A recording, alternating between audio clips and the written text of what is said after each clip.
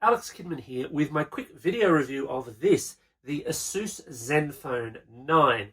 Now, Asus do make quite a few phones. They've obviously got their ROG phones for those who like their gaming style things, but the Zenfone line has largely been these much smaller phones, and small is really the story here. This is a power-packed phone with a 5.9-inch display, and you really just don't see that in the Android space. I mean, the closest competitors really are things like the iPhone 13 mini, and obviously not everyone wants to play in Apple's playground.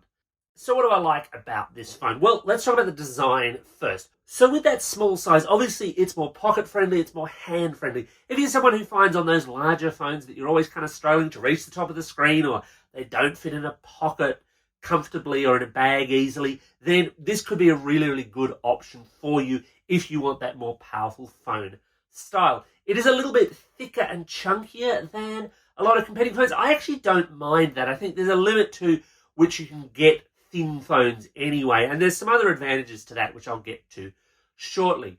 Asus has opted for this interesting plastic back with an almost kind of suede feel to it. It's an interesting idea. I wonder how well it will last, and I should point out the phone that I've got here has been through the hands of a few other reviewers before me, and there are a few scratches on the screen. It's got Gorilla Glass. It should be reasonably tough. I'd still be throwing it into a case if I were you.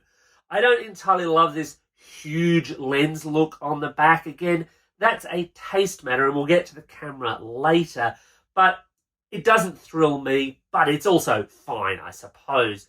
In terms of controls, you've otherwise just got a standard volume rocker and one of those combination power and fingerprint sensor buttons on the side. Again, that's not 100% to my taste, but it certainly works okay. In terms of power, it's packing a Snapdragon 8 Plus Gen 1 processor, 16 gig of RAM and 256 gig of storage. That's really decent for a phone of this size. Obviously, in 2023, we will see faster processors, but here's the reality in that premium space right now, and this holds true across Android and iPhone. What they've got at the top end is more than enough. These are supercar engines, they really are. And I'm not really seeing too many apps that really push this hard. This is certainly multitasking capable, for example, although that smaller screen obviously is going to make that a little trickier in some respects. It's totally game capable, scores very well in gaming benchmarks and general benchmarks, and just does very well, generally speaking. It's Android 12 with a promised 2-year upgrade cycle. Now, that's not as extensive as everyone else. I could wish it was a little bit better, but I suppose it's better than nothing. And at least at the time of recording this video, Asus were keeping it up to date with Android security updates, which is quite vital. So it's a small phone, and typically that means there's less space for batteries. And at 4300 milliamps, yeah, this isn't packing the biggest battery you'll find in a phone these days. And look, you combine that higher speed processor with a smaller battery and 5G, and I had some real concerns about how long this thing was going to last. I was genuinely surprised though, because this thing just lasts and lasts and lasts. A day, even on moderately heavy usage, totally doable. Multiple days if you're a light user, yeah, that's possible, I suppose.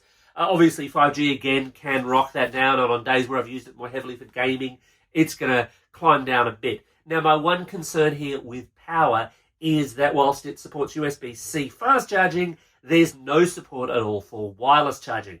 Given that this is a premium price phone, that's a surprising admission. I guess it's got to do with that plastic back and the way that they've built it and these lenses, but I really would have liked to see it here because certainly at this price you absolutely can get wireless charging. So outside of not having wireless charging, what else is not to like? Well, let's talk about the cameras. So on the back, quite obviously, you've got two lenses, a 50 megapixel wide and a 12 megapixel ultra wide, and then at the front there's just a 12 megapixel selfie camera. Now, the 50 megapixel wide does have gimbal stabilization.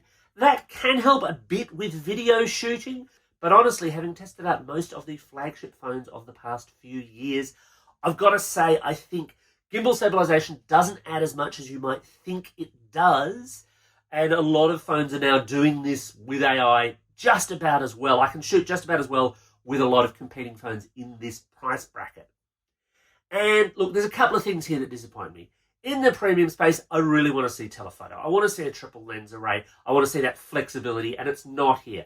Asus are far from the only ones to do this at this kind of price range. You've generally got to punch up a little bit higher, but it would still be good to see.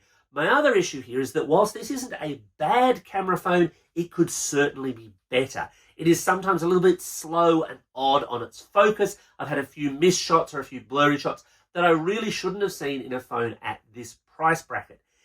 By and large, for most people, it's not going to massively disappoint you in photo terms, but if photos are important to you, there's a lot of other phones on or around this price point that you could opt for instead from Google, from Apple. Not so much the iPhone 14, but some of the 13s that you can now get around this price will outshoot this phone, no questions asked. That small size is quite useful in terms of photography because it's just easier to hold and shoot with a smaller phone, right? But obviously it's also a bit more of a challenge for other applications for video viewing and things like that. Now that's very much a subjective taste matter, but it's that choice between, do you go for a phone with a bigger screen because you'll be able to do more on that screen? Do you go with that smaller, more pocketable model? That is the selling story of this phone after all. So should you buy it? Well look, if you're after a small, powerful Android phone, this has a lot going for it.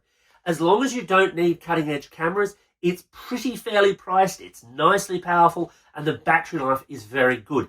In this price space though, I reckon there are quite a few models you should totally look at.